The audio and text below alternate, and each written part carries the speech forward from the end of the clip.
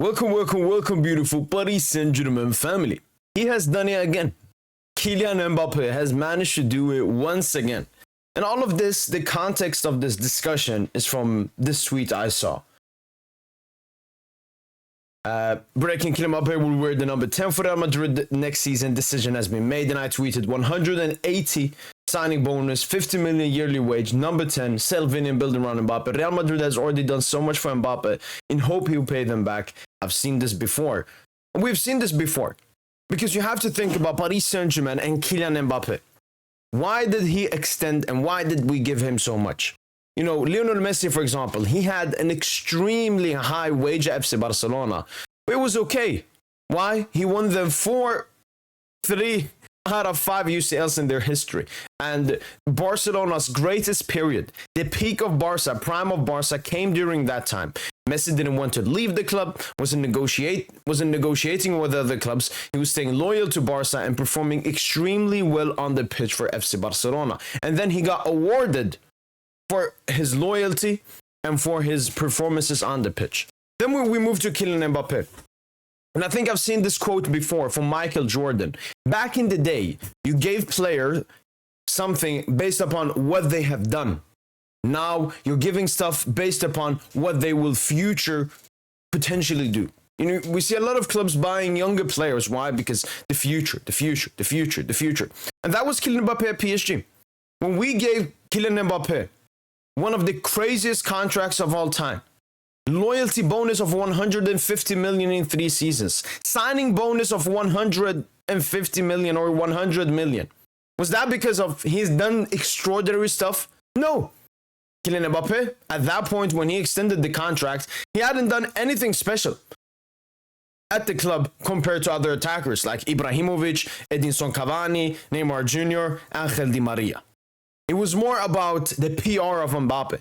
The French striker from this and that, and we wanted to keep him away from Real Madrid.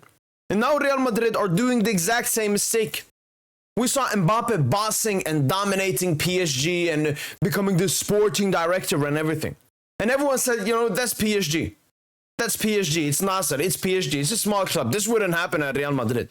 In 1 year at Real Madrid, Kylian Mbappe, first of all, managed to get an insanely high signing bonus. Has one of the highest wages in Europe's top 5 leagues already. I think potentially only Erling Braut Haaland has a higher wage than Kylian Mbappe in Europe's top 5 leagues. Just recently got the number 10 from Real Madrid, now that Modric has left the club. And obviously, all the Vini out rumors and so on, a lot of it has to do with Kylian Mbappe. Just like at PSG, got all the money, got all the power. I wanted to get Neymar out. Messi was okay because Messi's submissive. He's just going to be there. He wasn't that passionate and a strong character and figure at Paris Saint-Germain. But Neymar was.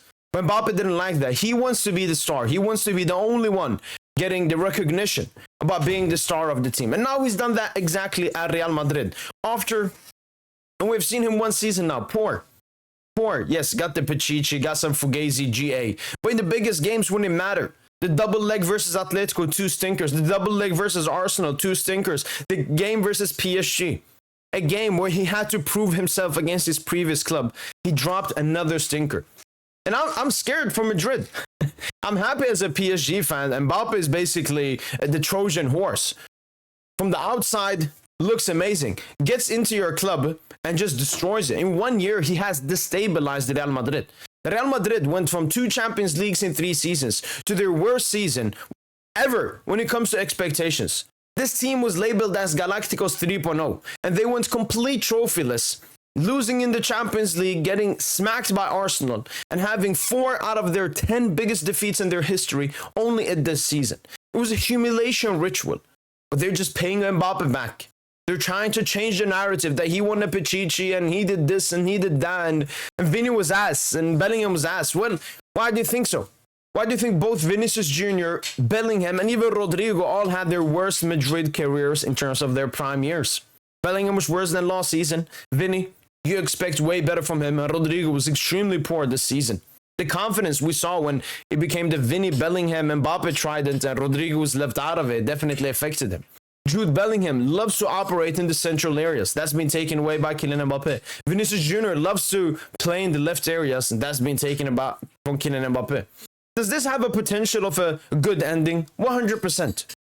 The main issue is we've seen Paris Saint-Germain trying to rely on Kylian Mbappe, and he hasn't worked. We've seen one season at Madrid, and he hasn't worked. Kylian Mbappe will have to improve his level a lot for him to be able to carry it on Madrid. Because as we can clearly see, Bellingham, for example, the season before, came in, was like a sponge. Ancelotti asked this from him. He said, Benzema is gone. You got to take over that role. You got to do this. You got to do what's best for the team. Jude Bellingham did that. Kylian Mbappe, on the other hand, no. He's wanted Vinny play on the right. This guy compensates for him. Because Mbappe doesn't do what the team wants to do. The team does what Mbappe wants to do.